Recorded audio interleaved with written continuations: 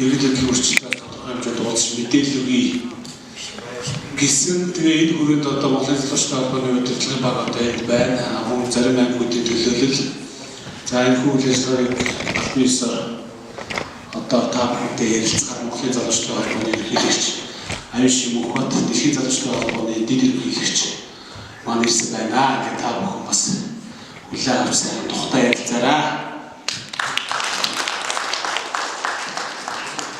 За сайн байцгаана. Сайхан уулзцааж байна. Та бүхэн одоо телевизээр дугаар явж байгаа Улгайчгүй Монгол гэдэг хөдөлгөөний талаар бол сонссон баг. Гол ажил нь бол сонгож болох хүмүүсийн цагаан жагсаалт, сонгож болохгүй хүмүүсийн хар жагсаалт гаргаж өөрөлдөө сонгуулаар Улгайчдыг дахин сонгохгүй байя. Монгол төрийн өндөр босгыг өндөрлөё. Төрийн Улгайчдаас чөлөөлөё гэдэг залуучуудын байгууллага залуучууд уриалаад ажиллаж байгаа. Тэгээ энэ уриалгыг одоо бодит ажил болгохын тулд Монголын залуучдын холбооны 5 дугаар их хурал за үндэсний залуучдын зөвлөлийн одоо 1-2 дугаар хурлуудаас журмууд гарч одоо тэр журмын дагуу энэ хар цагаан жагсаалтыг гаргах ажил бол үргэлжлээд явж байна. За журмын дагуу анх 2015 оны 10 сарын 2-оос эхлээд 100 хар үйл явдлыг одоо олон нийтээр нийлүүлэх энэ ажил бол хийсэн байж байгаа.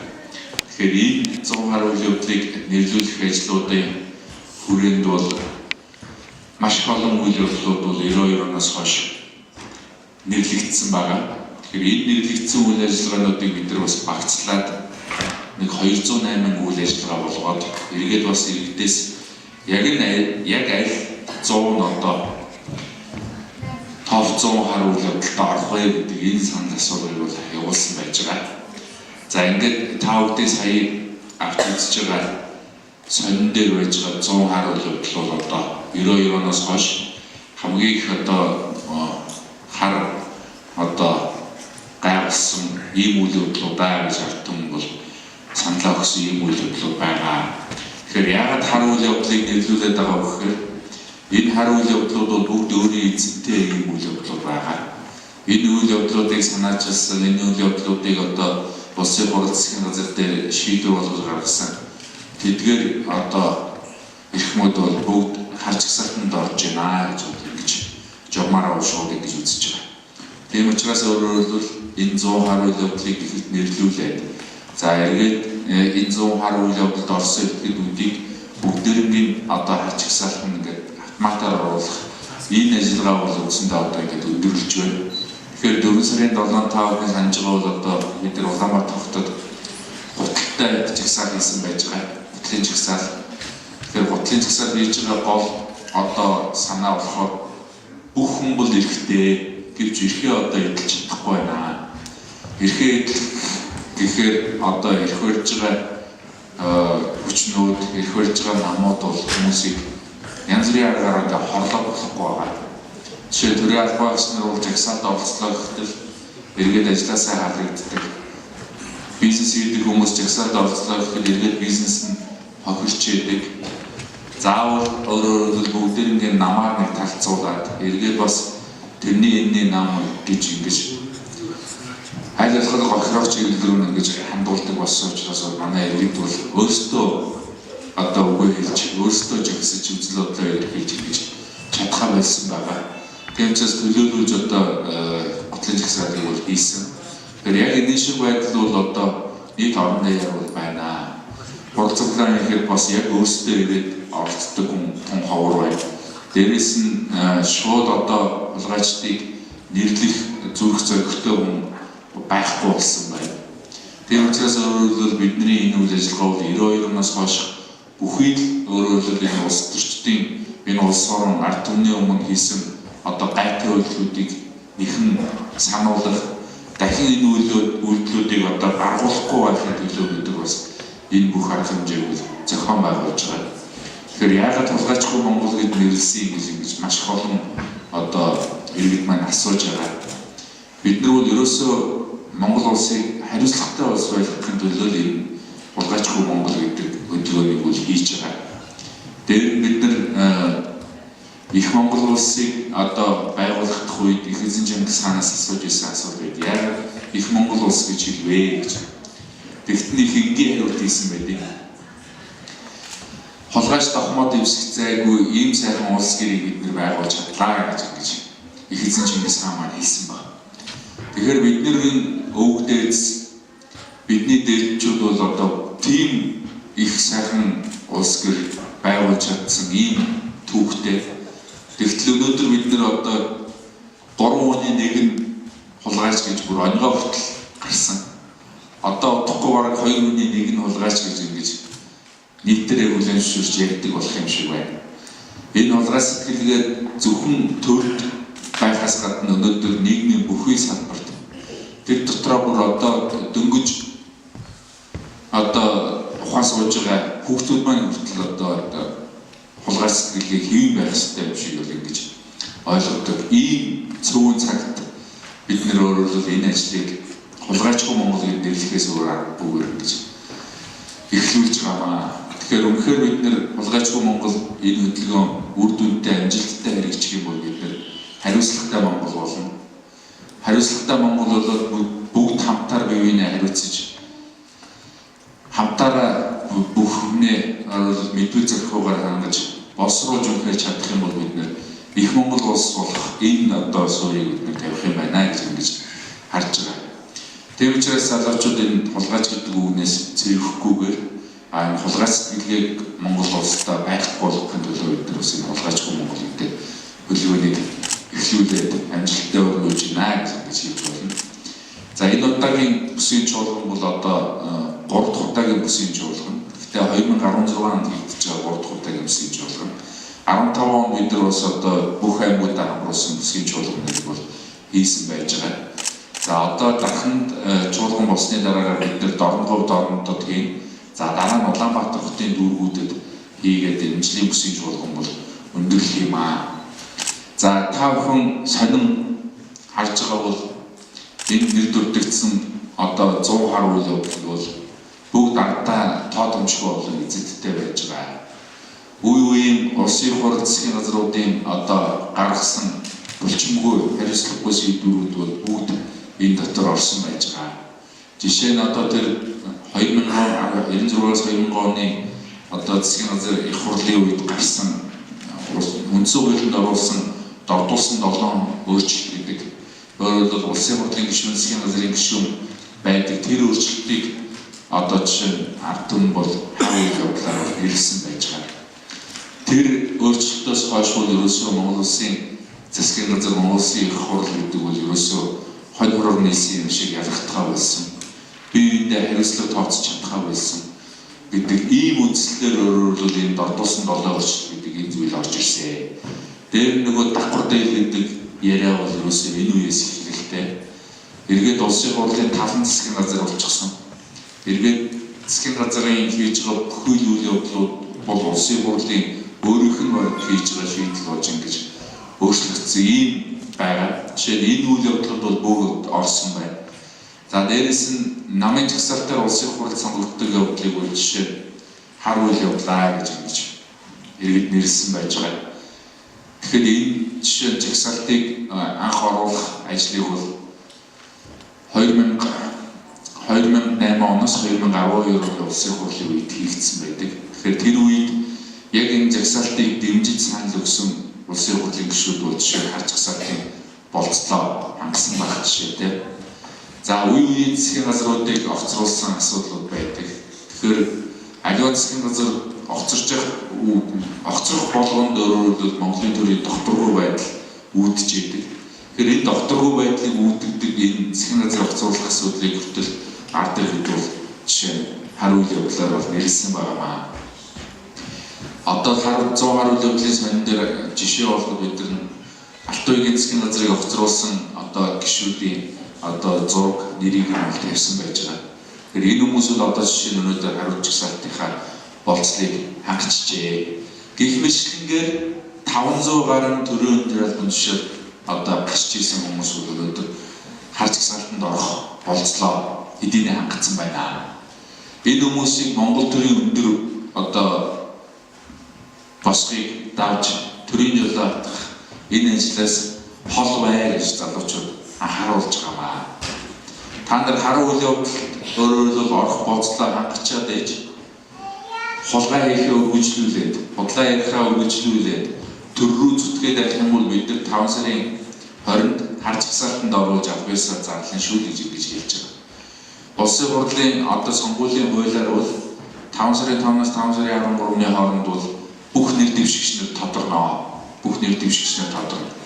Энэ нэр дэвшигчнэрийг тодорох үед өөрөөр нөгөө харж хасаалтын болцол хангасан хүмүүс дотор нь орсон байх юм бол бид нар тэдгээр хүмүүсийг хулгайгаар үргэлжлүүлэх гэж байна гэж үзэж харж хасаалтаа албасаар оруулж 5 сарын 20-нд бид нар залуу бүтээлчдийн улсын 3 дугаар зөвлөгөөнийг хийн. Энэ 3 дугаар зөвлөгөөнөөр бид нар албасаар харж хасаалтад оруулж зарлаа гэж хэлж байгаа.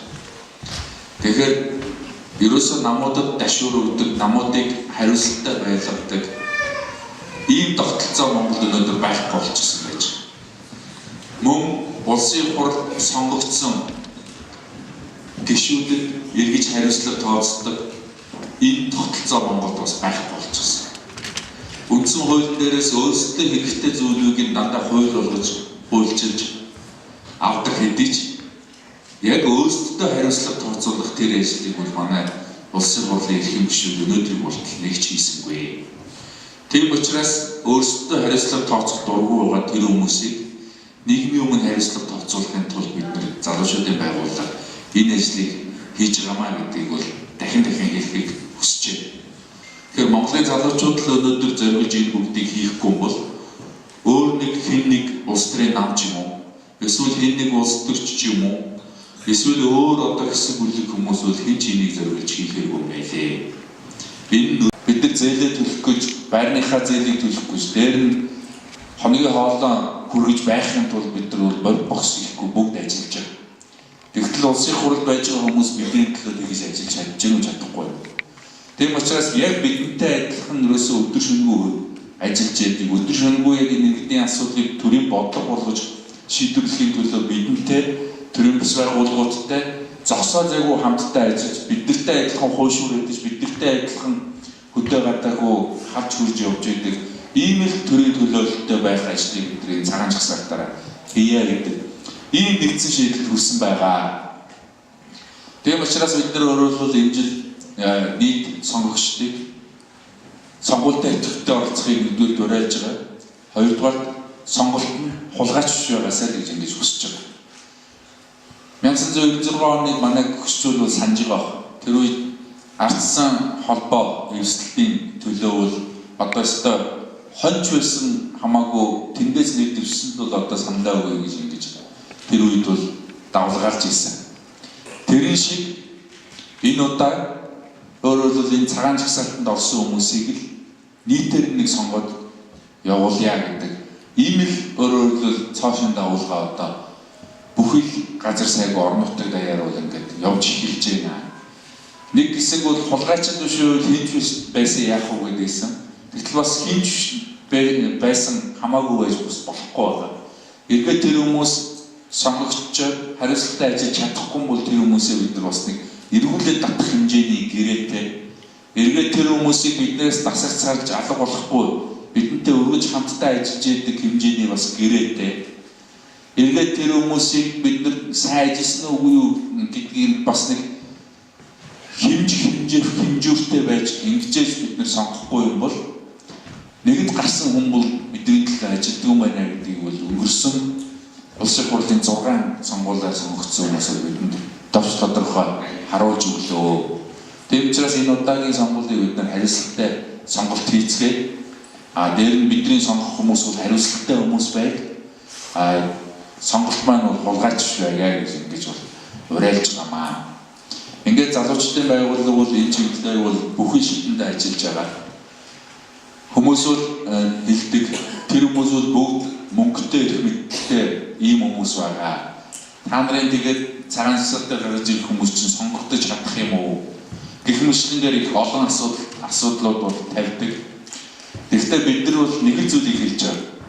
Бид нар бол Монголын төрийг бол шудраг байгаасаа гэж үздэг. залуучууд хүсэж байгаа.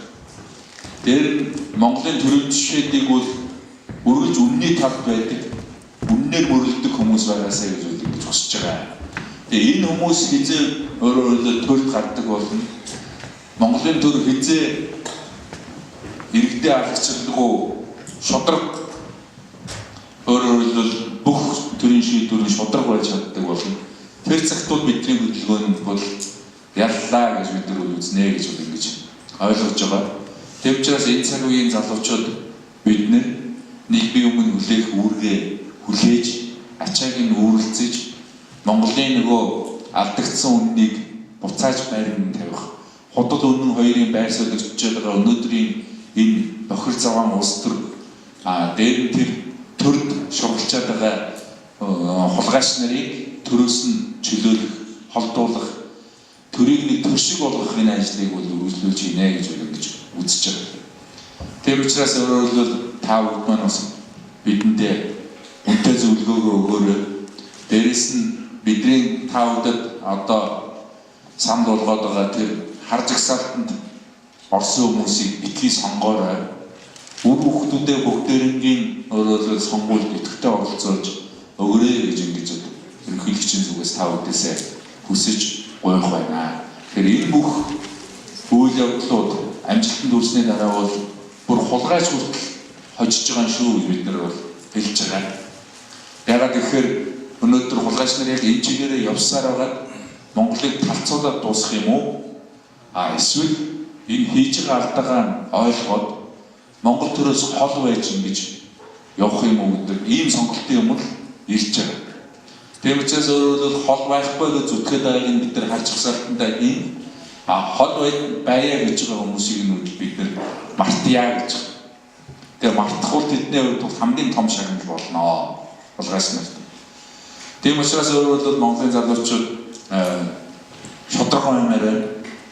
Бид нар залуудаа сайхан амьдрмаар байна. Бид нар нэг улс шиг улсаа хөгжүүлмээр байна.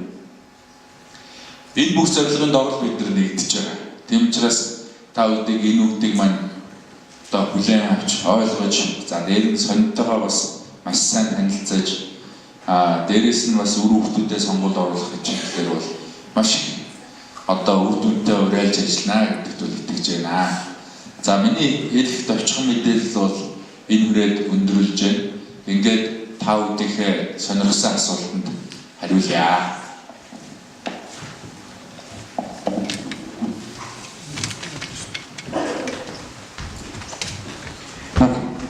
За манай ирсэн хэд маань энэ талаар ойлголтоо өөрсдийнхөө ойлгож байгаа авсан мэдээллийнхээ өрөөнд мөн Сэмхүү төвлөрөгчийн ярьсан боддог бол монголчуудын одоо бидний ярьж байгаа аав ээжүүд ахмадууд маань бол үндсэндээ өөрсдийнхөө залуу байх цаг үедээ бүгд орон нутаг улс орноо төвчж хөгжүүлж явсан. Тэгээ одоо бас бидний хувьд бол мөн бас залуучуудын хувьд бас ингэж хариуцлагатай байж хөгжил цэцэглэл цаашлаад мөн ухаа хариуцлагагүй байгаа юм үгүй болохгүй бол бидний ирээдүйд бас хэцүү юм байна гэсэн юм байгаа. Тэгэхээр та бүхэн бас үгээ хэлэх хүмүүс сайхан үгээ хэлээд ороо. За одоо жоох юу вэ нөө? Анх өдрийг энэ ажлыг эхэлж байхад за та нар шантаж хийх гэж байна уу? За эсвэл та нар ардсан номын одоо даалгавраар ийм ажил хийгээд байна уу гэх ингээл маш их олон хүмүүс янз бүрээр харддаг байлаа. Одоо ингээд бид нар 100 гаруй явдлаа гаргаад ингээд сонингоо хөвлөд олон нийтэд тарахаар үзэхээр үгүй та нарыг шал дэмий хардж байсан байж тээ. Энд ч одоо бүх намын хулгайч нар орцсон байж тээ гэж иргэд бол одоо тун их баярлж хүлээж авч байгаа. За дээр нь одоо харж гсалтыг хийхээр айгүй та нар зарим нэг нь оруулахгүй нэг орхиндоо байдаг гэл тэгээд бид нар нэг л зүйл хэлж байгаа. Та нар бүхэн бол хардах хэрэгтэй, хардлаггүй байх. Гэхдээ та бүхэн харж гсалт гаргаад ирээрээ. Гаргаад ирэхээр нь хараарай. Улсын одоо хэмжээний харж гсалтанд орох ёстой хүмүүс нь л орсон байна. Орон нутгийн хэмжээний харж гсалтанд орох ёстой хүмүүс нь л орсон байна. Тэр хүмүүсүүд тэртээдэргүй бидний нүдэн дээр бүгд ил байцгааж байгаа. Тийм л хулгайч нар шүү дээ. Тийм учраас бүгд орноо л гэж ингэж хэлж байгаа. Тэгэд энэ 100 хар үйл явдлыг гарсны дараа бид энэ бүсийн чуулгануудыг хийж байгаа. Баруун бүсийн болоод хангаан бүсийн уулзалтууд бол хийгдчихсэн. Тэгээ энэ уулзалтууд дээр бас ахмадууд одоо уулзж байгаа иргэд маань бүгд л талархаж хүлээж авч байгаа. Үнэхээр та нар айл лам гэхгүй, найз нөхөд гэхгүй одоо ерөөсөө бүгд энэ дотор орцсон байж тээ. Одоо та нараас нэг шодрог юм гарах бол үнэхээр гарах юм байна. Бид нар ч одоо олон жил намуудын янз бүрийн амлалт, янз бүрийн улс төрчдийн одоо шовонд одоо бүр итгэл гэдэг юм аа бол алдсан хүмүүс шүү гэдэг маш их олон хүмүүс хэлж байгаа. Тэгээд яг тэрэн шиг бас бодол та бүгд маань байгаа бол мэдээж хардах хэрэгтэй. Гэхдээ одоо бидний хэлж байгаа үг, хийж байгаа үйлдэл бол яг нэг жигт нэг байгаа шүү гэдгийг бол та бүдтэй бас хэлхийг хүсэж байна. За асуулт байна уу? Асуулт. Энэ ахаатын залуучтай холбооны одоо энэ өдөр тууд байна шүү дээ. 8 сарын 25-нд ахаатын бүтээн байгуулалтанд гар үе оролцож Монголын улс залуучтай эвлийн дарганаар эвлийн одоо үйлдвэр ахын байгууллага би бол Цэргийн ангийн 0.16 ангийн эвлийн орон дараагаар 5 жил ажилласан Юурай юм. Хүлээж авч сан сэтгэлийн сонсож хамтран ажиллах цаашдаа санаа оноог сонсох ийм байдлаар ажил зохиосон энэ Ахмад одоо залуучдын байгууллагыг удирдахжсэн Ахмад ажилчдын орны хэсгээс сайхан ажил болсон. Энэ намжрахгүйгээр ингэж одоо хамтарч залуучдын байгууллагад ажиллажсэн улсууд тэр өдөр одоо энэ залуучдын холбооны тэргүүлэгч нартайгаа эрдэнэ талбай ярилцсан дахин одоо хог хогтой болсон байна. Дахин хотын одоо хөдөлмөрчид автобусандаа жагсаж ордог улсын одоо хэмжээнд сайхан туршлагын энэ төр байсан. Энийгээс сэргээ мөн одоо нохоо устгад энэ төрийг яаж одоо хийх вэ хамтарч энэ төр гэсэн сайхан санаануудыг одоо төвшүүлсэн. За тэр үедээ сайхан төвшүүлсэн. Жил болгон 8 сарын 25-нд энэ одоо залуучдын байгууллагад ажиллажсэн үе үеийн одоо удирдлагуудыг хүлээж авах ийм ажиллагаа энэ жил өнгөрсөн 8 сарын 25-нд зохион байгуулсан тус энэ ашиглалт таны ирсэн энэ ахаатын залуучдын байгууллагыг удирдах байгаа тэргүүлэгч нар дарганалтаа бас хадгалснаа илэрхийлье. Хоёрдугаар динийг өнөөдөр би өдөр явж байгаа сахил гарч явж байгаа динийг авчихъя. Үстэй нэг би ч одоо тайварсан байгаа нүдний шид хийж зарим нь яаж энэ улсуудын зургийг таньж зарим нь танихгүй байна. Тийм учраас настаа юу улсууд энийг харахад маш хэцүү ийм зургнууд байна гэж. Тэр нэр усны хэдэг байна. За хоёрдугаар энэ бурхны орон одоо задарсан ам төрийн одоо ажил хийжсэн улсуудын зураг энд байх юм аа. Энийг одоо харсан хүн өнөөдөр настаа цуг явжсэн хүмүүс бас их эвгүй хүлээж авч байна. Гүнж одоо энэ айл намаас нь байна л да. Жишээлбэл хамгийн үзүүр гэрд асаасан жасраагаан зураг байна, зинэгаан зураг энэ төр байна. Одоо Монголын газар шороны дэвтэр поштоо одоо тэмцэж энэ одоо газрын доогрыг энд олж байгаа ямар нэгэн учир бүтээлэг байдлаар өөрхий бохон болсон шүү дээ. Тэгэхээр энэ улсуудын цуг ажилтсан юм уу? Энэ улсуудын үрсад одоо үлдсэн улсуудаас эргүүл одоо санагдчихжээ. Тийм учраас энэ хэлбэр дээр анхаараа. Энэ чинь зөвөө. Тийм маш зөв. Залуучууд маань ийм санаачлал гаргаж ингэж одоо ялгаж салгаж сонгуульд оролцсон гэж байгаа нь одоо маш зөв. Энэ дээр айл намаас нь ч одоо туушрал яасан байхгүйгээр оруулсан байлээ. Тэгээд энэ дээр болохоор одоо тэр зарим юмнууд нэлээд оршсон байсан баг ийм одоо зарим хүн уушгааргүй юмнууд байсан дөрөв. Зүгээр зургийн хотоос өнгөтөр зураагаад нэр устгаар гаргаад тэр сарын тэдэн тийм одоо өшөөгийн хуулийг гаргаж ингэж одоо өшөөг үзүүлснээс энэ одоо зөөр дурха адайхтайцтай давсан интернет имитер бичсэн байдаг. Тэр мөрөөр бичээд өгвөл энэ ажлаа энэ Монголын хүмүүс сонгогчдын сан сэтгэлийн хэлийг болоонаа гэж бодож баяр хүргэе.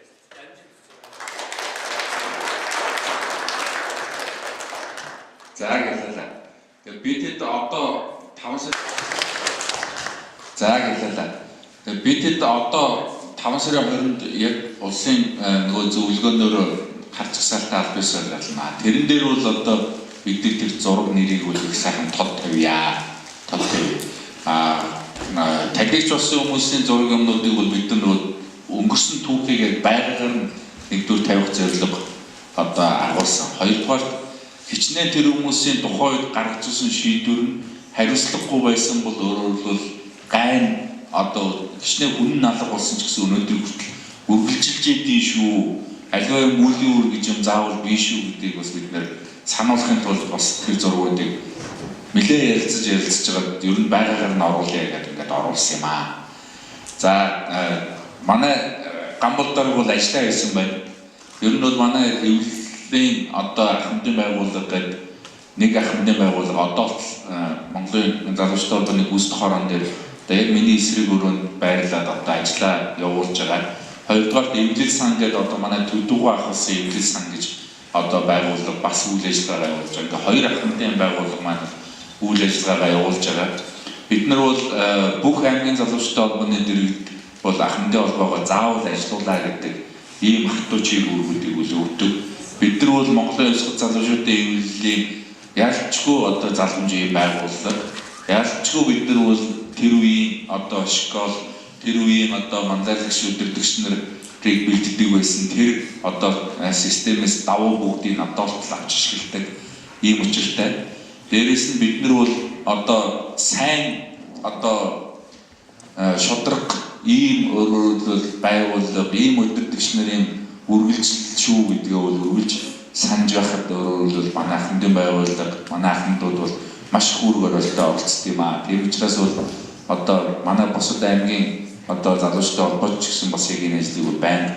Одоо зохион байгуулж байгаа. Манай Гамболдор бас хийсэн байна, сайн байна. Энэ жил бол манай 95 жилийн ой дохиож байгаа. 95 жилийн ойдоо бидний барьж байгаа хамгийн том бэлэг гэх юм уу одоо бидний хамгийн том ажил бол энэ төрөө хулгайчдаар чиглүүлэх энэ ажил бол байгаа. Тийм учраас бидний жилийн 95 жилийнхээ ой одоо босгон дээр бол бид нар бол амжилтанд хүрнэ гэж бол ингэж харж байгаа. За гэдэг танд.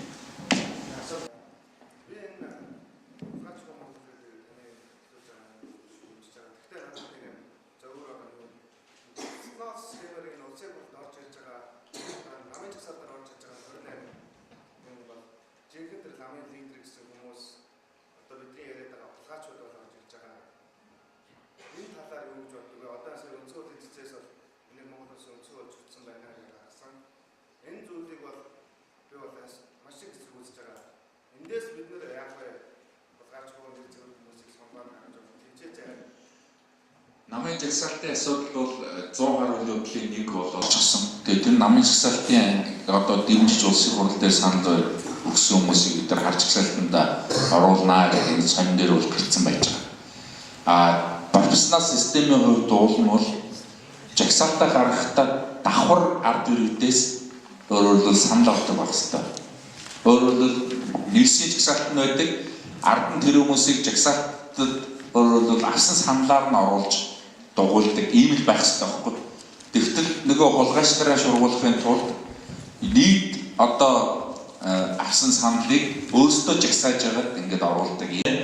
Төлөөллөө шууд сонгоно гэсэн тэр үндсэн хуулийн гол одоо зарчмыг л алдагдуулж байгаа. Тийм учраас өөрөөр хэлбэл хулгайч нар төрд үүрлээд байгаа маа. Тэгэхээр бид нар бол энэ жагсаалтыг жигсэн ард түмэн шууд сонгодгийг өөрөөр хэрэгжүүлнэ гэж үзэж байгаа. Хүмүүс одоо зарим намууд яаж хэлж байгаа вэ гэхээр жагсаалт бол буруу юм гэж өөрөөр ард түмний хэлж байгаа зүйлийг хөрвүүлэхдээ өөрөөр профессионал систем ч гэсэн буруу юм гэж ингээд давхар хөрвүүлээд байгаа. Профессионал системийг шууд мажоритар болгоё гэж одоо дайрч байгаа. Мажоритар болох юм бол ерөөсөө 2000 онд давтагдсан шүү дээ. 2000 онд жишээ 50% санал авсан мөртлөө Монгол ардын хувьсгалт нам 73 суудлал улсын хурд авч ирсэн. Нөгөө талд нь ардсан намын одоо ардсан нам 40% санал авсан мөртлөө ганцхан суудлал улсын хурд авч ирсэн. Ийм хашин түүхтэй. Тэгэхээр өөрөлдвөл нийт сонгогчдын 40% саналыг бүгдийг годмонд үлдээдэг ийм л муустай байхгүй мажоритар. Профессионалаа бид нар дэмжих ёстой. Тэгвэл жагсаалтаа давхар ард иргэдээс бас саналыг авдаг байх ёстой. Ард иргэдээр өөрөлдвөл саналын өөрөөр жагсаалтанд энийг оруулахгүй гэдгийг өөрөөр жагсаагаад тэгээд ард иргэдээс авсан саналынхаа тоогоор өөрөөр жагсаалтанд улс даяар жагсдаг. Ийм л өөрөөр шударга сонгуулийн тогтолцоог өдөр бий болох хэрэгтэй та. Тийм. 18-аас одоо 30 насны залуучууд сонгоод аягүй байгаа болчихж байна. Танай залуучуудын хамгаалсан зэн дээр ямар ажил хийж юу гэж харж байна? Бид нар эрхээ идэвхжүүлээгээд төслийг эхэлсэн явж байгаа. Өнөөдрийн энэ уулзалт ч гэсэн тэр төслийн хүрээний нэг уулзалт явж байгаа. Бидний хамгийн одоо хийж байгаа чухал нэг ажил нь бол мэдээж олон нийтийн кампанит ажил байдлаар уриалгах юмнууд хийж байна. Дараагийн хийж байгаа ажил бол ерөөсөө залуучуудыг аргатын системд орж хамтаараа бүх асуудлаа хариуцъя. 10-100 мянган систем бүгд орё. Тэрэндээ өөрөөр хэлбэл өнчин хүүж үлдээхгүй бүгдээр ингэ оруулж хамтаараа хариуцдаг, хамтаараа тэр хүмүүсээ сургадаг, мэдүүлдэг ийм болж бид нар явна гэдэг анхны одоо мянгатуудыг аймагуд дээр үүсгэж эхэлж байгаа. Сонгол болох үед бол бид нар бол аймагуудыг яг хатуу одоо 2000-т дүүргүүдийг бол 5000 туталтай болсон бай гэдэг ийм чиглэлүүдийг бол өгч байгаа. Тэгэхээр яг энэ гол сүмэн өөрөөр бол бусдыгаа уриалгах, дагуулах энэ ажлуудаа бол хийж сонгол руу оролцсноо гэж ингэж тооцож байгаа. Тийм.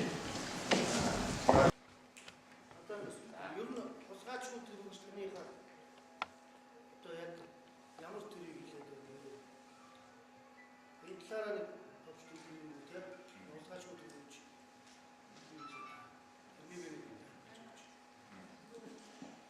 Ерөөсөө хариуцлагагүй итгэдэг.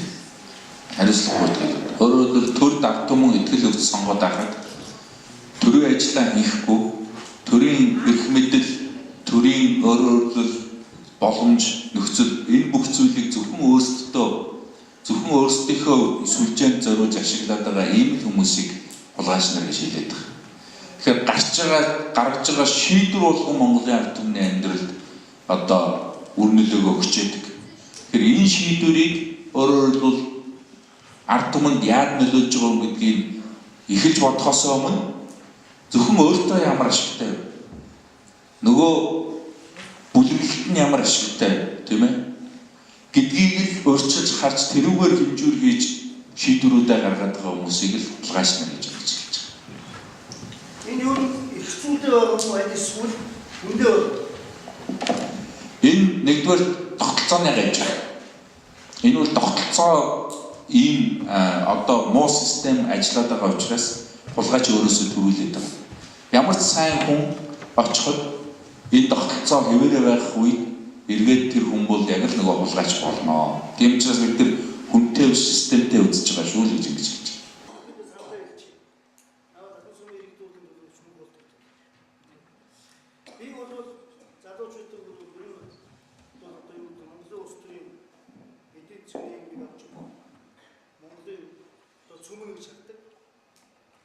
Гэхдээ мэдээж эрхцүү байдалд нь өөрчлөлт хийхгүйгээр та бүхэн өөрсдөө энэ усад өнөөдөр байгаа эрхцүү байдал дээр ч хүн хулгайч байна. Жишээ нь нар одоо хуулчлагдсан дөөр биш үү? Тэнд одоо их сайхан нэр өгсөн. Худалдаа үйл ажиллагааны газар. Дээрээс доороо чинь чигээр дөөр. Энэ бол эрхцүүгээр баталгаажсан хуулчлагдсан дөөрийг Монголын төр өөрсөндөө бий болгосон хууль эрхцүү акт юм. Тэр залуучууд болгонд юу шилжих гээд 95 жилийн хойгоор энэ худалдаа үйл ажиллагааны газрын тэлэр гэдэг юм. Жишээ нь одоо та бүхэн дахинд мэдж байгаа. Нэг газар 700 мянган цэцэрлэг болж нөгөө газар тийм юм дүү. Дахиад нөгөө газар 2 тэрбум төгрөгөөр гэж ярьж байгаа. Энэ яаж юм гэхээр шат шатандаа нөгөө 1 метр куб одоо ажиллах барилгын материалын үнэ нь одоо ийм байдлаар өөрчлөгдснөөс хамаалтайгаар барилгын материалын өсөлтөө зэрэг нөгөө лөөрн дагаад өсч идэг. Одоо дээр нь шудраг уцсан туслан гүйцэтгэж гэдэг компани дагаж яваад тэрэндээ өгөөд би 10% аваад саллаа шүү гэж ингэ явж идэг. Энэ эрх зүйн боломжийг бид нар өөрчлөхгүйгээр та бүхэн 1000 сая яриад байхгүй. Хар цагаан зарлагч чинь зүрөө энийг бол одоо үүсгэх одоо дуртай тохиолдолд юм байна. Монголын төр 26 жилийн хугацаанд та бүхэн бид бүхэн үг гэж гэрэлэн нэгтгэл өөрийнхөө ирээдүйн сайн сайнуудад тэмцэх эрхийг олгосон. Миний би энэ талбай дээр одоо 26 жилийн өмнө энэ 9 хоног үлсэлтэн зарсан хүмүүсийн нэг. Гэхдээ Монголын төрийг бид нэг эрх зүйн байдлыг нь үлдээ. Хүнд цагаан цаасандаа хараа бичээд олгогдсон байгаа хуулийнх нь зүүр заалтыг зөв үйлдвэрлэлд нь оруулж байж тэр цагаан цаасандаа хараа бичсэн хуулийн дагуу хүн зөв амьдралыг юм нийгмийн тогтолцоор олгохгүй хэн ч өөрсдөө үүнийг чадахгүй. Би өөр залуучууд бол итгэж байгаа. Яагаад гэвэл миний хүүхдүүд ч надад итгэж байна. Би өөр хүүхдээ итгэдэг учраас залуучууд ч хүүхдүүд радио итгэдэг. Гэхдээ эрүүл нийгмийг танарч өнөөдөр эцэг их болцоосууд яаж хүүхдээ өвлөх вэ? Яаж хүүхдээ тэр нийгэм өсгөх вэ? Яаж хүүхдээ тэр зам руу оруулах вэ? Яаж ингэ зүг байх вэ? Яг энэ нөгөө эрт бол өсөлт байгаа залуучууд итгээд бүр хүүхдүүдээ өсөлт хөтөлцүүл яваад миний хүүхдүүд итгэдэг. Яагаад гэвэл тогтцоон өөрөө гажигтай дээрээс нь эрх зүйн боломжийг өөрөө тухайн улсуудыг хүчээр тэр муу байх зүйлүүд авчруулах учраас үнэхээр идэх боломж байна. Гэхдээ жишээ нь одоо гэдэг чинь одоо орчуулах газар гэдэг машин хэрэгтэй гэдэг юм уу? Дээр үеэс өглөө зүүн зах зээлээс хасагдсан 30 машин аваад шахацсан байж байна шүү дээ. Тийм.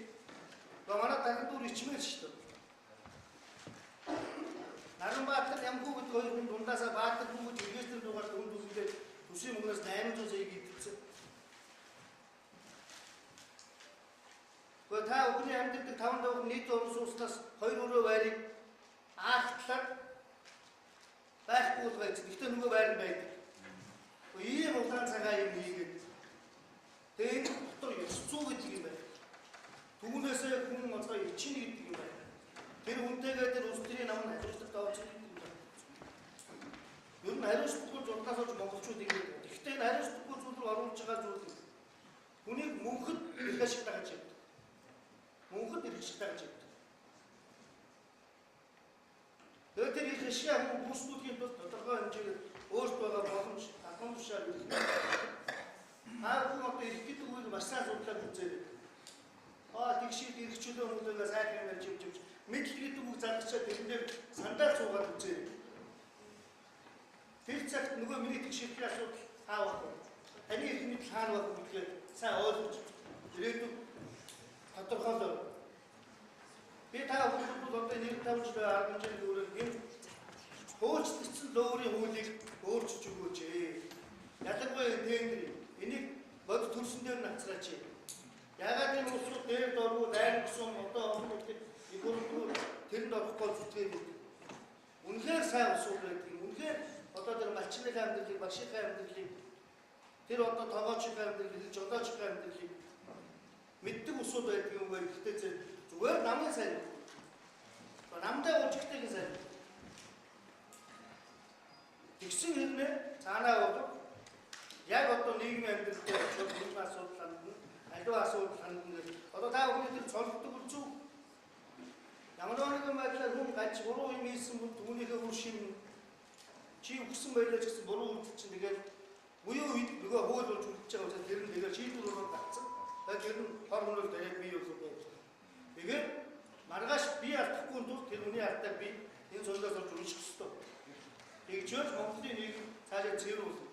Тийм болохоор зөв та бүхэн одоо дахиад хэлэхэд тендерийн үйл. Тэр тендерт орох тэр их мэдл авах тийш зүтгэдэггүй болчих. Энэ Монголын төрийг нэг цэвэрлэн. Тэгээд дээрээс нь залуучуудад бол нэг зүйлийг өөр илмээр санагдаж байна. Өөртөө би энэ болгон юм ярьж магадгүй. Та бүхэн амьд байгаа организм болон татвар төлөгчөө. Амьд байгаа организм бол та аслаанаа цэцгээ устгахаар гараадах усгойжуудад автлуургийн тэр усан чинь нөгөө усуугийн ажилтны цалин нөгөө бүх татвар мартар юм чинь зөвхөн цэцэг устгах чинь тэр чинь шийдэгдсэн байгаа. Тэгэхээр бид нар өөрсдөө эдэн нөгөө хэрэглэнгээд ингээд бид нар бүх зүйл дээр ийм юм хийх юм аа. Тэгэхээр энэ залуучуудынхаа боловсролын асуудлаас нэгдэлтэн сайн бүхүү анхаарч өгөөч. Тэгээд дээрээс нь тендерийн үйлийг байхгүй болгочих юм. Тэрнийг одоо яг хөрсөн дээр натчих юм бол хэрвээ Монголын төрөөс одоо лоур үсээ тийш зүтгээд байдаг бизнес юм. Бус төр бизнесээр ангид байдаг гэж байхгүй. Гэхдээ тодорхой хэмжээгээр ер нь бол энийг нэг бас арай эрүүл орчинд оруулаад өгчүүл зүгээр юм уу шаардлага. Тэгээд та амжилт хүсье.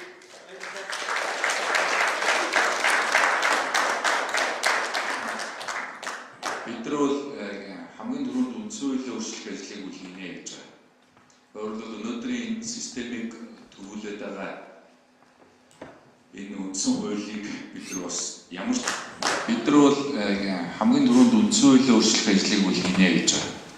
Өөрөлдөл өнөөдрийн энэ системийг төрүүлээд байгаа энэ үндсэн хуулийг бид нар бас ямар ч өөрөлдөл хариуцлагагүй итгээд одоо төрүүлэхгүй байх тийм хэмжээнд өөрөлдөл бид нар зэгслэх нэг ажил байгаа. За дагаад өөрөлдөл энэ 25 жилд бараг 500 гаруй хууль одоо гарцсан явж байгаа. Өөрөөр хэлбэл зөвхөн бизнесээ хуульчлах гэж өөрөөр хууль зохиосон юмнууд хүртэл зөндөө байж байгаа. Энэ бүгдийг өөрөөр хэлбэл бүгдээр ингийн зэгслэх ажлууд бол нэг одоо бүр хийгнэ гэж ингэж харж байгаа. Тэрний нэг нь бол таны одоо тэр тендерийн хууль байна гэж. Тэгэхээр төрөл өөрөө бол зарчмын хувьд бол гол өөрөөр зохицуулагч байх тэр үүргээл гүйцэтгэх ёстой болохоос биш өөрөлдөл төр өөрөө аж ахуй эрхлээд төр өөрөө заавал татвар цуглуулж өөрөлдөл маш их мөнгө төлрөөдөд байх ямар ч шаардлага байхгүй. Тэгэхээр өөрөлдөл татвараа багасгах тийм ээ. Эргээд татвар төлж байгаанууд нь эргээд бас татварын буцаалт бүх юмнуудаа яг шударгаар эргэж хийгддэг энэ бүх зүйлүүдэд хийх ёстой байна. Тэр татвар үнэхээр компанидаа хэрэг үлдэх юм бол тэр компани цэцэрлэг хаан шаардлагатай тэр цэцэрлэг хөрөнгө оруулалтаа ингээд явах боломж нь байна. Тийм учраас өөрөөр илүү өөрөөр төвлөрүүлэх систем биш, илүү өөрөөр дутагдж байгаа чиглэлүүд рүү компаниуд шударгаар үүсгэх боломжтой ийм л өөрөөр эдийн засгийн механизмуудыг бид нар авч хэрэгжүүлнэ гэж ингэж бол харж байгаа.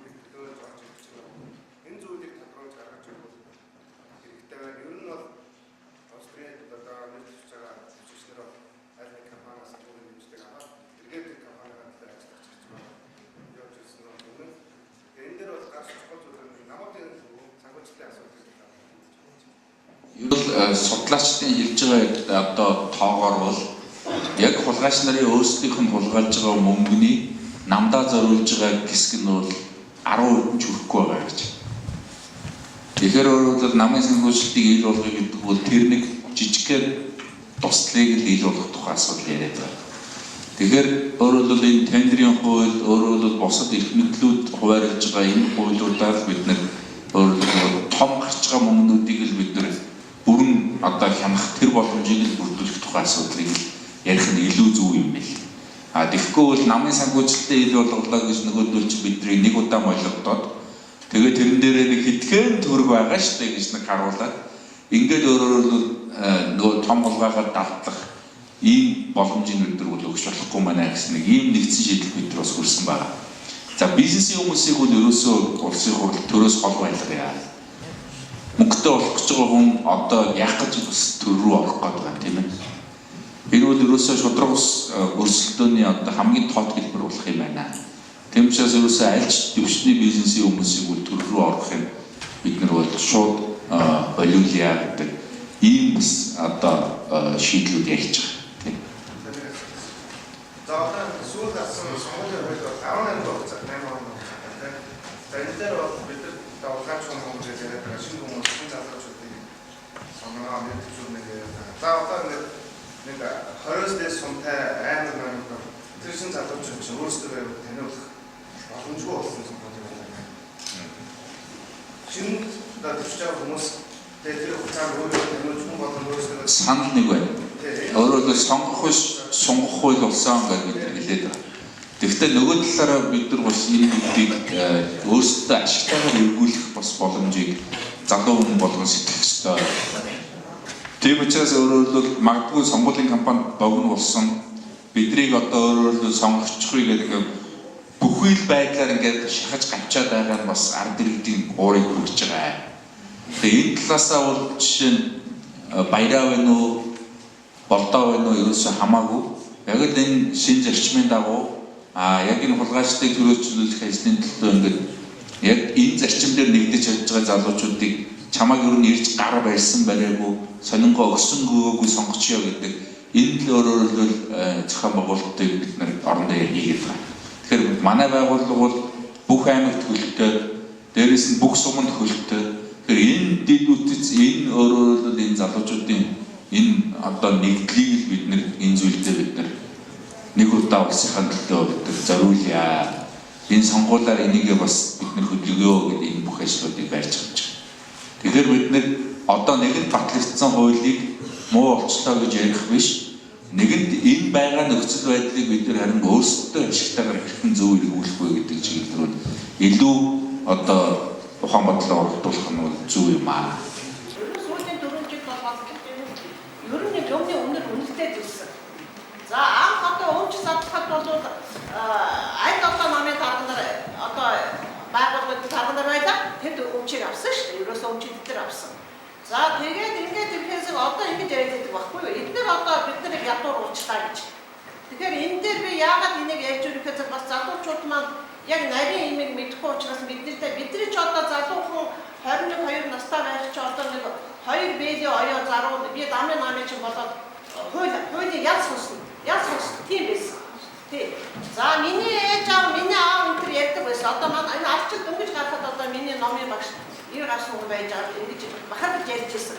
Одоо сайхан болох нэ. За юу болж байгаа ч энэ залуучууд сайхан гаргаж ирэх тий. Бид нар ч одоо ясандаа тогсон арьс идэж байлаа.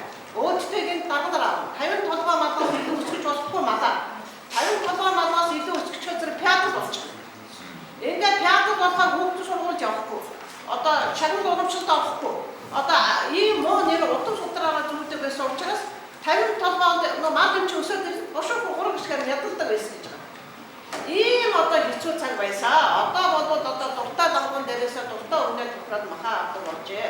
Одоо манай мад ямар сах өсөж яаж ийм гих жишээ нь уг монголчуудын угшлыг ядуу болгох чинь тэр нийгмээс гэсэн байхгүй юу? Тэгээс арчил гарч ирээ ядуу болгох юм биш. Тэг энийг одоо бас манай залуучууд зарим мэдгүй байж байгаа гайхаад идэв. Одоо энэ бэлээ ойхоор би одоо ингэ юм ойхоор зэрэг та шоронд ямар ч юу яриад байгаа юм бэ гэж. Энэ чи ийм байсан юм ямар сони юм бэ гайхаад идэв. Үүндээ тэд нар чи үлгэршил байгаа байхгүй тий.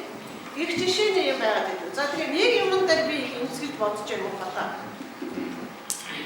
За энэ залуучууд чинь одоо яг нэг нөгөө ярихад одоо би оюун төрсөн залуучуудыг бас түнжгээ мэдээ сэхэтэн бас юмыг улс орныхон төлөө сэтгэлэн зовдог цав үеийн юмыг дүгэн чаддаг чадвартай бас хүмүүс ирсэн гэж би ойлгож байгаа.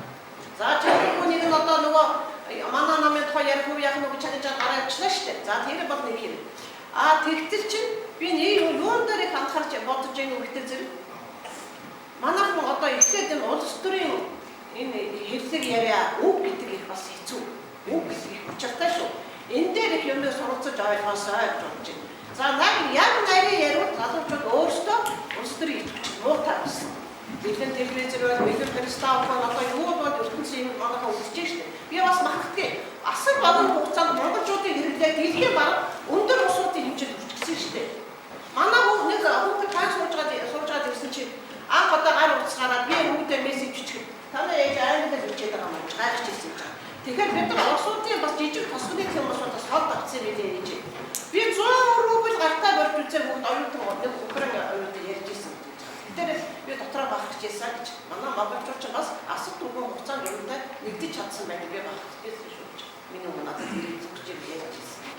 Тэгтээ зэрэг одоо ингээ багийн хурал энтэй болохоор бас төгөөд очив. Өсөө таамагч юм. Ээж та яваад, аав та яваад. Гэтэл яваад очив. За тэгээд чи ярьдаг юм яриад. За ганц хоёр зуун өндөр дугаар ганц хоёр бид нар ярьсан юм чи энэ нөгөө номын хүргээд нэг жишгдээ ингээд болдоосдаг байхгүй. Их жишээний ийм байдаг. Тэгэхээр одоо манай залуучууд боловсрох хэрэгтэй. Тийм ээ? Бас энэ юмяга бас өтөрхөө бас нэг хачин туушруулаад бидний буруу болгочоор нэг их намчилгасны хэрэггүй гэж бодож байгаа. Өөрөө ч боддог дэмжиж байна. Хамгийн гол нь одоо би товчхондоо хэлэхдээ энэ яг бол юм байгаа. Нийгмээ зэрэгшүүлээ, тийм ээ? Улс шиг улс болгоё гэж манай залуучууд ингэж байна гэж бодож байна. Ингээд итгэж байна. Зүг бодлого бариараа. Бас юу бас зүг шүү.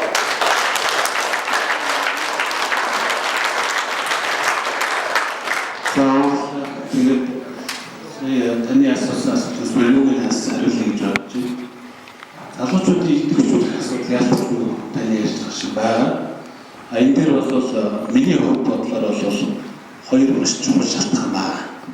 Сая мөнхөд хэрэглэгч 70-аад оноос эхлээд Монголын их хугацаанд байгуулалт явсан.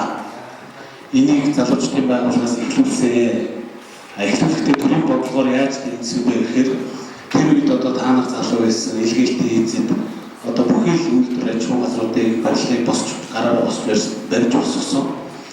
Энийг хийхэд бол төрөөсөөсөө залуучуудын бүгдийг малгайлах болгож бэлдсэн та нарын үеийг. Та нар бол бүгд төрөөсөө өглөө цагт ажилдаа яваад юу ийгээд орой ирээд эртээ амарчдаггүй гараад залуучуудын зөвлөл тухайд босол залуучдын зөвлөл гэж бүх байгууллагад залуучдын салбар зөвлөлүүд байсан. Залуучдынхаа зөвлөлийн үнэлэхийг байнгын бидээ авч явдаг. Бараг тэргүй бол гэмтэр болохоор шахаж ирсэн үе байсан учраас өнөөдөр энэ байдлыг яаж харж болж байгаа гэхээр та нарын маллалал явсаар байгаа. Тийм учраас өнөөдөр энэ залуучуудын зөвхөн ахмадууд нийлэн байгаад байгаа. Энийг бас нөгөө талаар яаж харж байгаа гэхээр одоо бүх багууд дээр өнөөдөр одоо залуучууд маань бас бодох хэрэгтэй. Бүх багууд дээр залуучуудын биш ахмадын зөвлөлттэй болсон өнөөдөр. Тийм байгаа залуучуудын оролцоо байхгүй байгаа учраас энэ нийгэм маань өөрөө нэг жорон дутуу байгаа учраас сонголт нь зөв буруу хийдэг. Түүнээс хамаарат буруу сонголт хийсэн хүмүүсийн тогтолцооны гажуудлыг үүсгэх эргээд энэ баг багаар явсаар байгаа өнөөдрийн хүрээд одоо нөгөө шуудааны ам боож байгаа шиг байдалд хүрэх гээд байна. Тийм учраас залуучдын байгууллагаас өнөөдөр энд хийж байгаа чуулган маань эрхээ идэвхжүүлэн сонгуульд оролцъё гэсэн өрөөтэй чуулган болж байгаа. Тэгэхээр бидний хамгийн гол зорилго бол яг таны хэлж байгаа залуучуудын идэх оролцоог өнөөдөр одоо Давхар аймагт ихэд бүх баг дээр ахмадын биш залуучдын зөвлөл одоо байрууд бий болж ирсэн цагт энд зөв сонголт Давхар аймгийн 1-р Давхар аймгийн хөгжлийн асуудал, 2-р улс орны хөгжлийн асуудал болох ёстой гэдэг үгнээс өнөөдөр би залуучдыг идэвхжүүлж байгаа. Бид нар бас цаашдаа энэ асуудал дээр одоо бид нар болохоор сонгуульд өгч байгаа учраас энэ асуудалд бас анхаарал хандуулж өөрчлөлт шинжлэх асуудал ярьж байгаа. Нөгөө талдаа бол энэ бол зөвхөн ганц улс төрийн асуудал биш, нэг хуулийн асуудал биш. Ерөнхийдөө цаагаараа бол бидний чөлөөлөе гэдэг байгаа хөдөлгөөн бол одоо яг сая та нарын хэлсэнчлэн өнгөрсөн цаг үеэс үүсээд яваад ирсэн гажуудлыг үндсээр нь өөрчлөх санаа агуулж байгаа. Түүнээс ганц нэг хүмүүсийг нэрлэх, эсвэл цаашлаад ганц нэг үйл явдлыг тодотгох ийм асуудал биш юм шүү. Тэгэхээр энийг та бүхэн маань ахмадууд та бүхэн маань дэмжиж үр хөвгтүүдтэй сайн хэлж энэ сурж байгаа залуучууд бол бүгд ойлгох ёстой. Тийм учраас залуучууд маань энэ сонгуул 16 оны сонгуул маш идэвхтэй оролцоорой гэж хүсэж байна. За баярлалаа.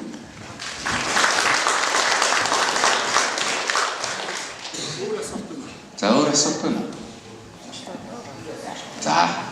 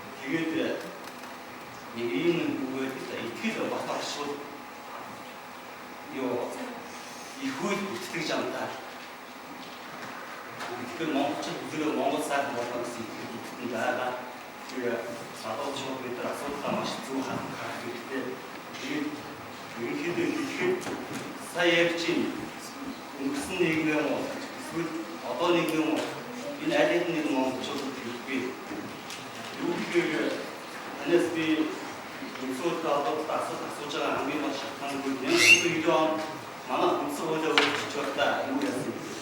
Нөгөө шин систем очдод бас залууч гараад ирсэн шүү дээ. Тэгээд үндсэн хуулиар өөрчлөж хийхдээ хуучны бүх юм амуулсан. Энийг хуучин байхгүй.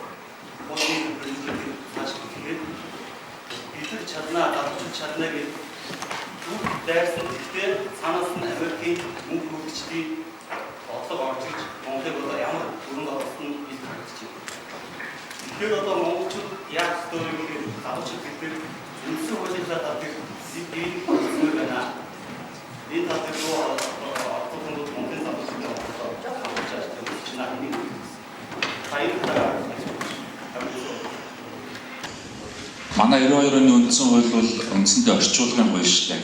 Орчуулгын хууль. Германы үндсэн хуулиас нэлээд хэсгийг авч хийгдсэн. Яагаад Герман гэж хэлж байгаа юм гэхээр бид нар бол цусны хуультай өөрөөр хэлбэл цусаа дагаж өөрөөр хэлбэл улсын иргэншлийн асуудлаа шийддэг. Америкт бол газрын хуультай. Америкийн газар нутгаар төрсөн бол Америкийн иргэн болдог. Бид нар бол Монгол аав ээжтэй бол Монголын иргэн болдог. Хааш төрсөн байсан хамаагүй тийм ээ. Тэгэхээр энэ хуулийн ялгаа байгаа. Тэгвэл энэ бол орчин үеийн үндсэн хуулийн ялгалт байхгүй. Тэгвэл монголчууд бол анхны төр улсыг бий болгосон ийм үндэстэн. Бид нар төр улсаа бий болгоод үндсэн өөрөөр хэлбэл нийгмийн харилцааны гэрээгээ одоо үндсэн хууль гэж нэрлэдэг болчихсон. Монголчууд дээр үед бол оройн дээд гэрээ, алтан дээд үнний аялал, алтан дээд гэрээ гэж хэлдэг байсан. Тэгэхээр өөрөөр төр иргэн хооронд дээр нийгмийн харилцаан дээр хатуу дагаж мөрддөг ийм үндсэн хуультай байсан ард түмээ. Үндсэн хуулийн энэ соёлыг монголчууд анх хүндрэлтэнд бий болгосон юм аа. Энэний баталгаа маш хоолын янзаар өөрөөр хэлбэл дандаа гадны эрдэмтэд хэлсэн байдаг. Гадны эрдэмтэд хэлэхдээ бол энэ бүх өөрөөр хэлбэл өнөөдрийн дэлхийд даяар нүүрлээд байгаа өөрөөр хэлбэл өвчин дахал, байгалийн гамшигуд, дайн дайжин энэ бүх зүйлийн гол шалтгаан бол ерөөсөө энэ нийгмийн харилцааны жамаар зохицуулагддаг байсан тэр зүйлийг одоо өөрсдийнхөө бодлыг хууль болгож хийгээд зохицуулах гэж оролдсон энэ ажилтнуудаас болж хийгдсэн зүйлүүдээ гэдгийг бол ерөөсөө хүндрэлтэн бүгд хүлээн зөвшөөрч байгаа. 2010 онд Билл Клинтон дэлхийн одоо бүх лидерүүдийн уулзалтан дээр хэлсэн байна. Америкийн ардчлал нь хурдталд орлоо. Шашин үүргээ гүйцэтгэж чадхаа боллоо. Шинжлэх ухаан цааш задарч чадахгүй нэ. Бид нэр цаашид энэ мухардлаасаа гарах гарцыг нүүдэлчдээс харахаас өөр аргагүй боллоо. Харахтаа бид энийг монголчуудаас олж харнаа. Монголчууд бидэнд цааш хэрэглийг зааж өгөх болно гэж ингэж хэлсэн байдаг. Англи ерөнхий сайд Черчилль бүр дэлхийн 2 дугаар дайны үед хэлсэн байна. Шинэ зууны, шинэ мянганы дараагийн байлдан дагуулт бол оюун санааны үеийн байлдан дагуулт болно. Энэ байлдан дагуулт Монголоос эхэлнэ. Яагаад гэвэл тэд төр ёс анх үүссэн юм а гэж хэлсэн байна. Монголчууд бол төрөө шүтдэг ард түмээ. Тэрнээс бид нар бурхан шүтдэг юм аа. Бид нар бүгд уул усаа шүтдэг юм аа. Тэрнээс ямар нэг Христийн юм уу, ямар нэг короны ч юм уу номлол бид нар итгэдэг юм аа. Бид нар итгэжсэн түүх өрөөсөө байдаг. Бид нар ээж аваараа шүтдэг хүмүүс юм аа. Тэрнээс шүүл ямар нэг Гитлерийг ч юм уу, ямар нэг Сталинийг ч юм уу гаргаж ирж шүтдэг тийм ард түмэн биш ээ. Бид нар ээж авдаа л итгэж ярьж аваагаад шүтдэг юм хүмүүс. Бид нар өвгдөөцтэй л үнэнч явдаг. Төрдөө л үнэнч явдаг ийм ард түмэн баггүй. Тэм учраас өөрөөр хэлбэл үндсэн хуулийн үндсэн суурь зарчмыг бид нар бидний өвгдөөцийн бий болгосон олон зуун мянган жил ардаж онож бий болгосон тэр зарчим руу бид эргэж шилжүүлэх ийм шаардлага бий болсон. Бид нар өнөөдөр дэлхийгээс хуулж дуурайж гүйн гисээр байгаад өөрсдийнхөө юмыг үүсгэсээр байгаад болдгүй юм байна гэдгийг баталж харуулсан 25 жилийг л бид нар одоо сая өнгөрөөлөө шүү дээ. Тэм учраас өөрсдийн юм өөрт үнэн тийм ээ өөрийн бодол өөртөө зөв бидний өвдөөцийн юм бидэнд үнцэнтэй гэдэг тэр зарчим Эргээд ерөөсөө бид нар төр байгуулах энэ онол номыг бид нар өөрсдөө үүсгэсэн юм чинь энэ онол номоо өөрсдөө бид нар хэрэглэе гэдэг энэ л зүйл дээр бид нар нэгтчихэд байна. Энэний баталгаа болгож бас нэг зүйлийг бид нар өөрчилсөн. 1921 онд Бошгын халах залуучуудын эвэрлэл гэж бид нар анх байгуулагдсан байдаг. Монголын залуучуудын байгууллага. Одоо 2015 оноос эхлээд бид нар Бошгыг босгох залуучуудын байгууллага болж өөрчлөгдлөө шүү. Бид нар өвдөцийнхөө бошгоор амьдрнаа гэж ингэж хэлж байгаа. Тийм учраас өөрөөр хэлбэл 95 жил одоо 94 жилийн дараа бид нар 95 дахь жил дээр ийм шийдвэр болгож хардаг. Ийм өөрөөр хэлбэл Монгол үндэсний үргэлжлэл болсон залуучууд шүү гэж хэлж байгаа. Тэгээ энэ бүгдийн одоо баталгаа болж бид нар үндэсний 5 тусгай тогтнол гэдэг өөрөөр хэлбэл зүйлээ бид нар шалгаж үзэх ийм шаардлага гарсан. Монголчууд бол түүхээрээ ерөөсөө 5 тусгай нэгдвэтэй л байсан. Хамгийн чухал юм бол тархины тусгай тогтнол. Хоёрдугаар чухал юм бол бидний цусны тусгай тогтнол. Энийг манай бүсгүйчүүд одоо биендээ тээж явдаг тусгай тогтнол. Гурав дахь тусгай тогтнол бол эдийн засгийн тусгай тогтнол. Дөрөв дэх нь бол бидний орон зай буюу хил хязгаарын тусгай тогтнол. Тав дахь нь бол төрийн тусгай тогтнолын асуудал байна. Өндөргийгээр манжид дахаар орох үед тархины тусгай тогтнол, цусны тусгай тогтнол хоёроо гэрээ хийж авч үлдээд нөгөө гурвыг өгсөн байт. Нөгөө гурвыг. Энэ хоёр нь байж хахад нөгөө гурвыг хизээч олж авч болдог гэдгийг бид нэр түүхээрээ баталж харж авлаа. Монгол эмэгтэй хүнийг хятад хүнтэй суулгахгүй. Монгол айлын хаяанд хятад хүн айл буулгахгүй гэж бид нар тэр үед манжуудтай гэрээ хийжсэн. Тэгвэл бид нар энэ цусны тусгай тогтнолоо өнөөдөр хүртэл авч яваагаа мэдээд байгаа. Тэгвэл бидний тархины тусгай тогтнол юу байсан бэ гэдгийг бид нар мэдгээ болчихсон. Үнэхээр өөрөөр сүүлийн 400 жил бидний тархинаас энэ Монгол гэдэг онолыг энэ төр ёстой байдаг, төр ёсороо бадарч эрчимнэж амьдрдаг энэ ард түмнийг өөрөөр тархины хоосруулах ажлыг бол бүх өөрөөр гадны улсууд бол хүчээр хийсэн юм аа. Монголын бүхэл сэхэлэг, Монголын бүхэл боддог хүмүүсийг хэдэн үеэр намжуулж одоо устгалаа шүү дээ. Энийг бол үнэхээр гадны улсууд гайхамшигтай хийсэн. Гайхамшигтай хийсэн гэдгийн баталгаа нь одоо та бүдэд ганцхан асуултаар тодорхой. Монгол гэж яг юу гэсэн үг юм бэ? Монгол гэдэг нэрийг минь аваа өвөө надад тайлбарлаад өгчих гэхээр бидэнд хэлж өгөх нэг ч аав үлдсэнгүй, хэлж өгөх нэг өвөө үлдсэнгүй. Төрийн тэргүүнээс нь ахгуулаад би бүр тэр шинжлэх ухааны академийн бүх хүнтэй уулзаж асууж үзлээ. Монгол гэж яг юу гэсэн үг юм бэ? Энд ч чадаагүй.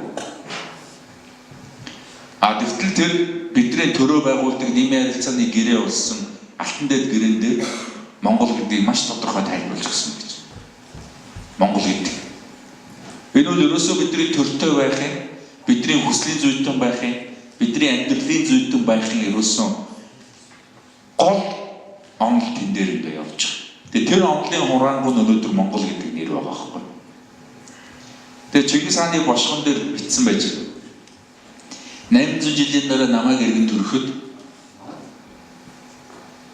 хөх монголчууд хэрүүлийн далай, уруулын урангай болоод эмс охид нь хадан дээр нуруугаа зовоодог. Үр хүүхэд нь хонглын үзүүр гэрэл бараад нь сууж шаварч хаваарлаад өрн худал хоёрын одоо байрын солигдож алуурчин дээрэмжтэй өөрөөр хэлбэл төрийн хүн болгож ноён харц хоёрын байрын солигдсон ийм цаг үед би дахин төрнөө гэж тэр бошгон дээр хэлсэн байна. Тэгтэл өнөөдөр тэр бошгон дээр байж байгаа бүх зүйл өнөөдөр биелсэн байж байгаа. Монгол гэдэг нэрээр хүүдээ тайлах ухаангүй тархины тураалд орсон байна гэж тэнд хэлсэн байна. Монгол гэж нэрээр хүүдээ тайлах ухаан байхгүй. Тархины тураалд орсон байна. Тэгэхээр өөрөөр хэлбэл гадны бодлого гэж ямар амар зүйл байдаг. Ямар аюултай зүйл байдаг. Биднийг үндэсний 5 тусгаар технологиос мань хэрхэн салгаж болдгийг бид нар ингээд харж байна. Энийг мэдсээр байж бид нар зүгээр сууж үлрөөсөө болохгүй маа. Тийм учраас Монголын залуучууд хөдөлж хэлсэн юм аа гэж таавд хэлмээр. Тэгэхээр шинэ үндсэн хууль бол яг л үндсэн байх, тийм ээ. Дээр нь хуулийн гол зорилго бол ерөөсөө мэдвэл зохихгүйгээр хангалтайгүй хүн төвгийн орон зайд хөл дүрхийг тэр өөрөөр хэлбэл зүйлээс л сэргийлхийг л хууль гэж хэлнэ гэж үг дэдс бол тэгж хэлсэн байна. Төвгийн орон зайд хөлөө дүрхээс сэргийлж л хууль гаргадаг. Бус бүх зүйл бол жам. Бид нар жамаар ус өргөж амьддаг ийм хүмүүс байна. Жамаар дагдаг. Тэгэхээр өөрөөр хэлбэл жамаар хийх зүйл нь нэг тустай нийгмийн харилцаанаас үүдэж гардаг өөрөөр хэлбэл боловсрол гэдэг зүйл нь нэг тустай ийм л зүйл байна. Тэгэхээр боловсролыг нэг номертой хэлсэн ийм л шин бид нар үндсэн хуультай болно. Монголчууд хүнийг хүнээр үнэлдэг байсан байна. Яаж үнэлдэг байсан гэхээр жишээ нь 10-д орсон хүн бол 9 үний үнэтэй. 9 үний үнэтэй. 100-ийн хүн бол 99 үний үнэтэй. 1000-ийн хүн бол 999, саятын хүн бол 9999 үний үнэтэй. Ягаад тэгэхээр тэр үнийг яг тийм дайны хүн хариуцж идэг. Эргээд тэр хүн өөрөө тийм дайны хүнийг бас хариуцж идэг. Өөрөөр хэлбэл ингэж хариуцлагын системийг бий болгодог байсан байна. Нэг 10-д нэг хүн ял хийхдээ 9 хүн ялыг үрдэг. 10-д нэг хүн гавьяа явуулахад 9 хүн гавьяаг нь хуваалцдаг. Ийм л шудраг ард түмэн байж бид. Тэгтэл өнөөдөр бол ерөөсөө тийм юм байхаа болцсон шүү дээ. Тийм ээ. Тийм учраас өөрөөр хэлбэл хэн нэг боловсруулын сургыг гэхээсээ илүү бий л болж ивэл бусд нь яах вэ гэдэг байдлаар бүгд асуудалд ханддаг болсон. Тэгтэл бидний өвгдөөдөөс бусдын буруу надаас уртдаг хохирлон эргээд намайг хорлдгоо гэж өөрөөр хэлбэл хардаг гэсэн. Монгол хүн бол танихгүй хүн байсан ч гэсэн тэр үнийг мэдхгүй явж байгаад алдахгүй гэдгээс нь сэргийлж заавал мэдүүл зохихгүйг нь хэлж өгдөг байсан байна. Ийм л гайхамшигтай харагдав. Харцаа хааны төвшнийг хэмжээний боловсролтой болгож чадсан цорын ганц улс үндэстэн бол монголчууд байсан байнамаа. Боловсрол гэдэг ярихаар өөрөөр хэлбэл харийн боловсрол, шинжлэх ухааны боловсрол яриад байдаг. Хүн байхын боловсрол, иргэн байхын боловсрол гэдэг юм бол өөрөө хамгийн чухал юм байна. Аав байхын боловсрол, ээж байхын боловсрол, өвөө байхын боловсрол, эмээ байхын боловсрол, ах нь байхын боловсрол, дүү нь байхын боловсрол гэдэг зүйл бол хамгийн чухал боловсрол байдаг юм байна. Хичнээн мундаг шинжлэх ухааны боловсрол, хичнээн олон гадаадын сургууль сурж ирчээд түрүүний ярьсан боловсролуудаас нэгийг ч ойлгоогүй хүн бол хүнд тустай юм хийдэггүй юм байна. Хүнийг хорлох юм хийд юм байна гэж. Монголчууд тийм учраас өөрөлдөл хүүхдээ бүр ялхаас нь хахуулаад боловсруулах ажлыг бол хийдэг байж хүний хүүхэд гэж харалгүй хүүхдлэл хүүхэд Монгол хүүхэд гэж хүүхэд болгоныг өөрөөр хэлбэл загнуул бүгдийн адилхан загнадаг урмын тэтгүүл бүгдийн адилхан урмын тэтгдэг ийм л сайхан түмний өдөр үргэлжлэв. Бид нар одоо энэ бүх зүйлээр бид нар буцаа сэргээе гэж. Энүүгээрээ бид нар цаашаа бид нар дэсэж үлдэх юм байна. Энэ их ширүүн болсон дэлхий, энэ их муухай болсон нийгэм, тийм ээ? Энэ их одоо өдөн маргаашгүй дайтахад бэлэн болж байгаа улс гүрнүүдийн хооронд бид нар цөөхөн өдөн хөх монголчууд дэсэж үлдэхийн тулд бид нар энэ боловсролоор ялгарч дэсэж үлдъя гэж хэлж байна. Тэгэхээр өөрөлдөл үндсэн хууль дараагийн бидний бий болох гэдэг нийгмийн харилцааны гол суурь зүйл зарчмууд бол дандаа энэ өвгдийн зарчмууд байх юм байна гэж ойлгож байгаа. Тийм учраас бид нар алдахгүй байхаа өөрөлдөл мэдчихэ. Өвгд алдаагүй өдийг хүртэл биднийг явуулж ирсэн. Тийм учраас тэрийг дагах юм бол бид алдахгүй л гэж хэлж байна. Тэрээс бид нар юм зохиож тэрийг өөрсдөө туршиж, үр хөвгтдээ туршиж гэдэг өрсөлдөхгүй. За. Өөр асуулт.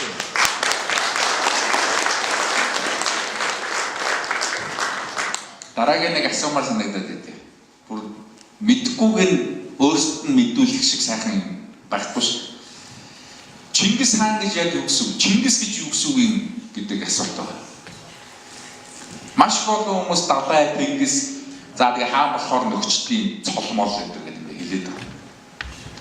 Тэгтэл Чингис гэдэг чинь чин үнэнд гис байдлаар бүрэн нийцсэн боловсралтай үнийг хэлдэг байсан. Монголчуудын боловсролын хамгийн өндөр зэргийг Чингис гэж хэлдэг байсан. Боловсролын зэрэг. Одоо үнийг дээдэлдэг. Тийм биз? Тийм учраас боловсрол гэж яриад байдаг болохоос одоо дипломоо үзүүлгээд байгаа юм биш үгүй уул нь бол. Боловсролтой хүн гэж ерөөсөө төрний эдийг хэлээд байгаа. Хүн хорлтгүй, нийгмээ хорлтгүй, төрөө алуурч удахгүй ийм л хүнийг боловсролтой хүн гэж хэлээд байгаа. Тэгсэн чинь манайхан болохоор диплом нэхэр диплом хуурамч юм байлээ. Төгсөөгүй юм байлээ шүү дээ. Тэргээд ингээд гүгээд.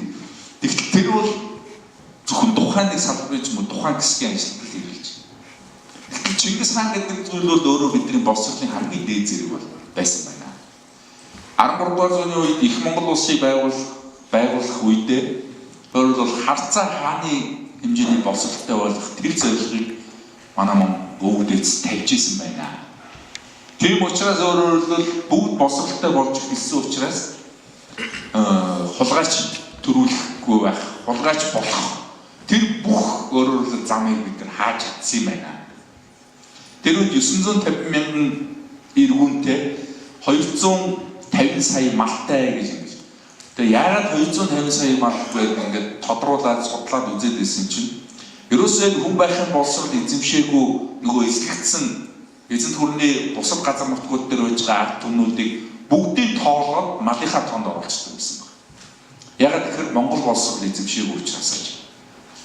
Малынхаа тоонд оруулчихсан байсан. Ерөөсөө энэ боловсролыг эзэмшихгүй өөрөө хулгайчуудын дээрэмч болно гэдэг зүтгээд байгаа хүнийг ихэвчлэн өрцийн цоолж байгаад асуудаг байсан байна. Чи хамтаа хариуцлагахгүй юу гэж. Хариуцлагахгүй гэх юм бол өнгөрцгийн сургууль гэдэг ийм л хуультай байсан байна. Ингэж л өөрөөр төрийн төр шиг болгодог. Нийгмийн харилцааг бүгд жигд ашиг тустай болгож чаддаг ийм л юм байна. Тэрнээс шууд эрх мэдэлтэй хуухайлаад байдаггүй. Нөгөө дооргоор идэн ядуураад үгээрээд байдаггүй ийм л байсан байна. Тэгэхээр энэ бүх зүйл бол үндсэн суурь зарчмууд, онлын чадамж нь бол өнөөдрийн хүртэл яг дэлхийн таталцлын хуулиугаа адил хүчин төгөлдөр байна. Хүчин төгөлдөр байна. Энэ бол хоцрогдсон, энэ бол бүдүүлэг, энэ бол нүүдэлчдийн зүйл гэж хардаг. Энэ харцаа бид болох ёстой. Энэ бол бидний юм аа. Хичээлдээ сонссон та бүхэнд гялалаа.